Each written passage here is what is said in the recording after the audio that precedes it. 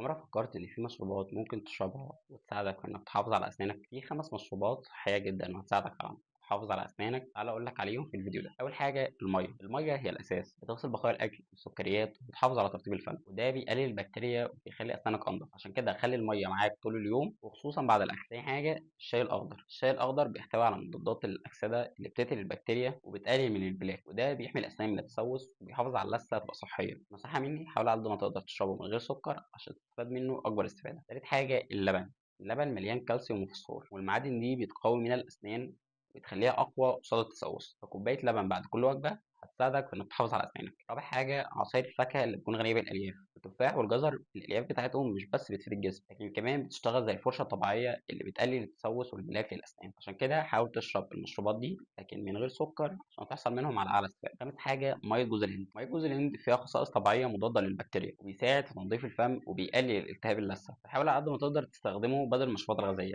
كده عرفت انك مش لازم تصرف فلوسك على غسولات غاليه. المشروبات الطبيعيه دي هتساعدك على الحفاظ على اسنانك اطول فتره ممكنه. عايزك بقى تقول لي في الكومنتات ايه اكتر مشروب من المشروبات دي هتبدا تستخدمه من النهارده. في النهايه متنساش اللايك والسبسكرايب، وسلام.